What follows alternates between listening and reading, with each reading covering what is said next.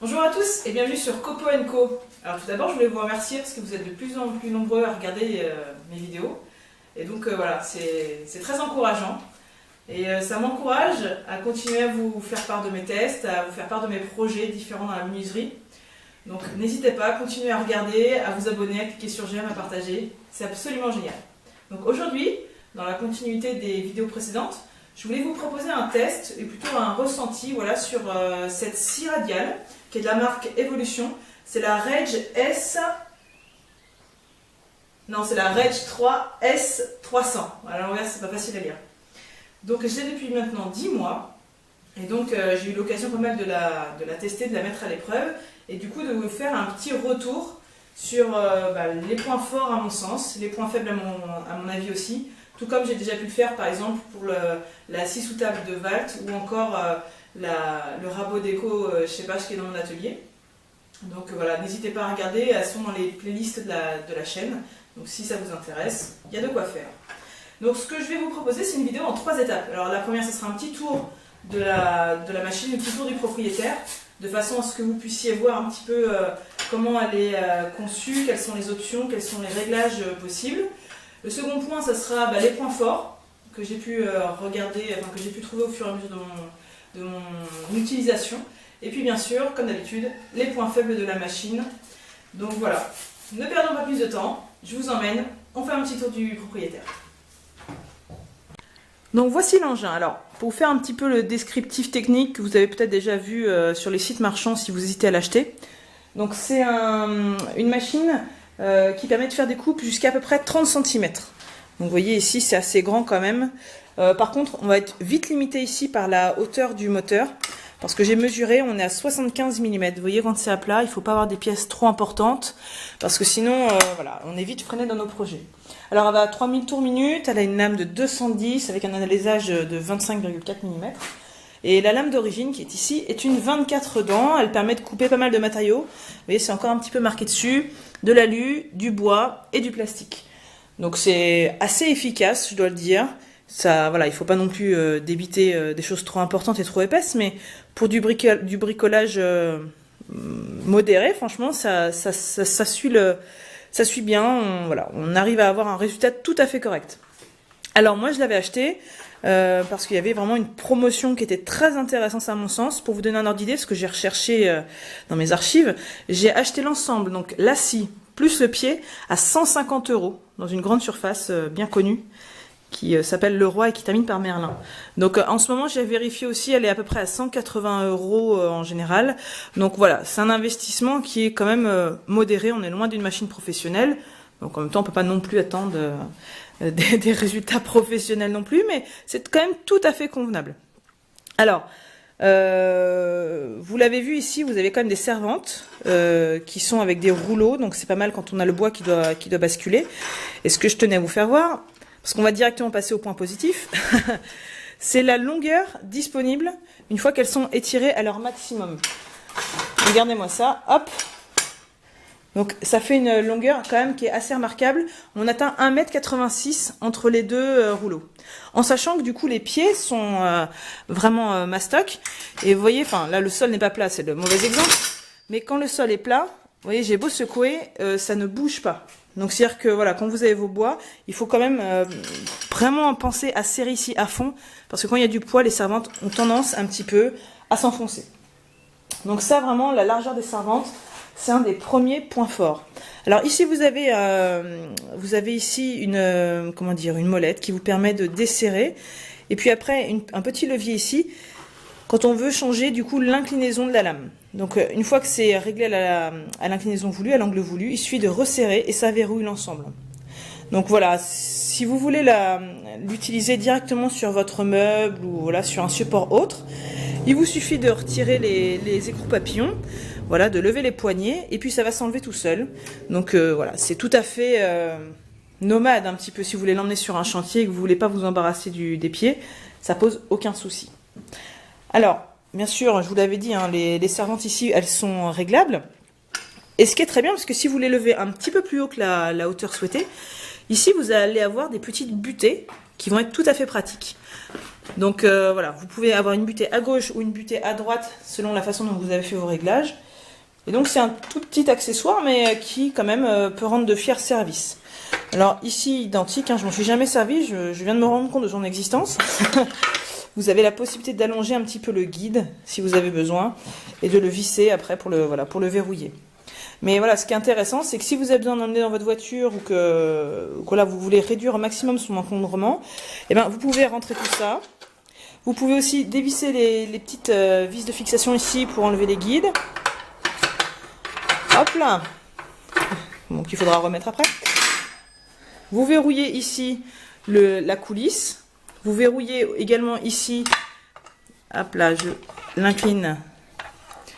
Vous avez la possibilité... Pardon, je recommence.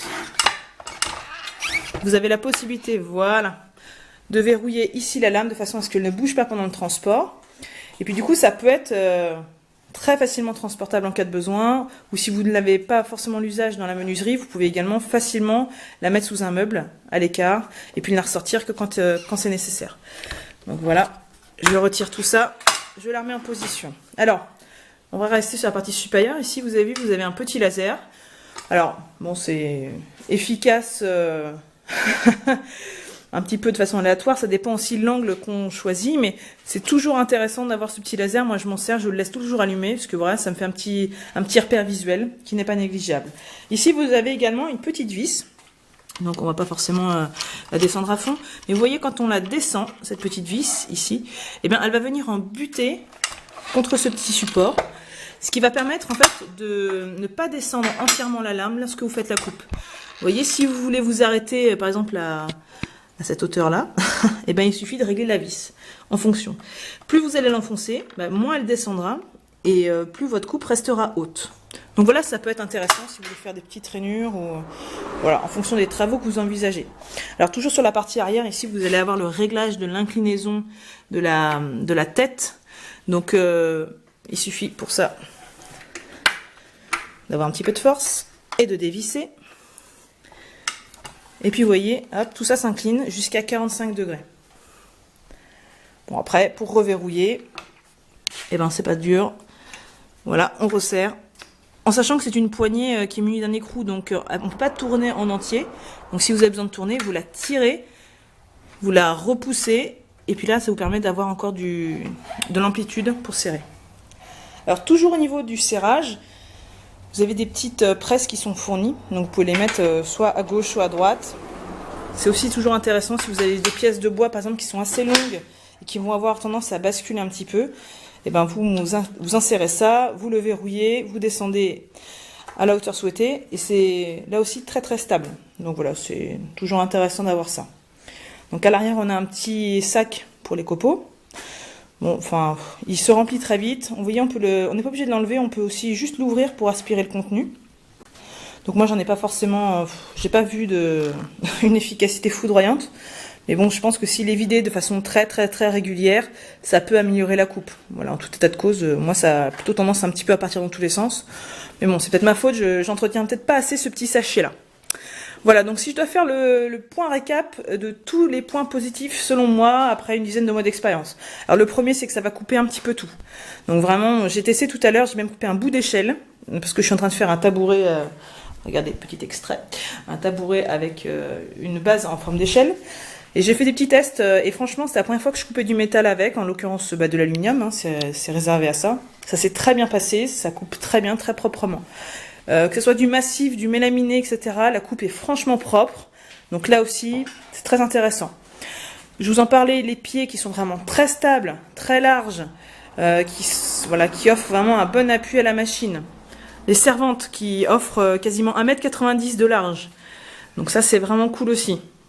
Les petites butées qui peuvent faire un accessoire intéressant. Et puis le tarif en ce qui me concerne, parce que j'ai touché à 150 € avec les pieds.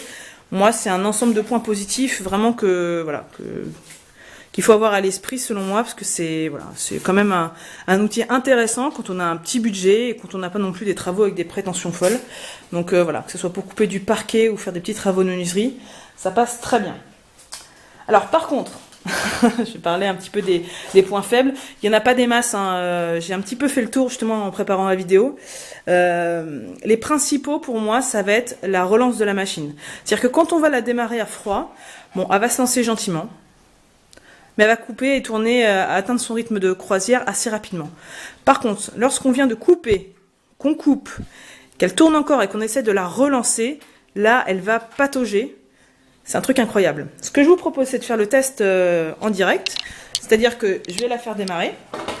Je vais l'arrêter et je vais essayer de la redémarrer tout aussi vite. Et on va voir ce qui se passe. Alors, hop, je vous mets là. Peut-être un petit peu plus en hauteur, de façon à ce que vous puissiez voir et entendre. Et vous allez voir qu'elle n'est pas hyper nerveuse. Alors, c'est parti. Je branche. Je branche la bête, on la démarre, on l'éteint et on la redémarre tout de suite après.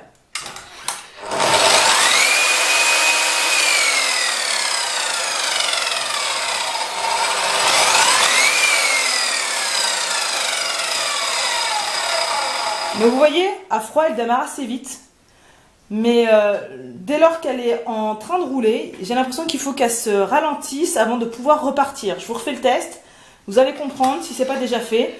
Donc, regardez bien les doigts, vous verrez quand est-ce que j'appuie ou pas. Donc là, je démarre.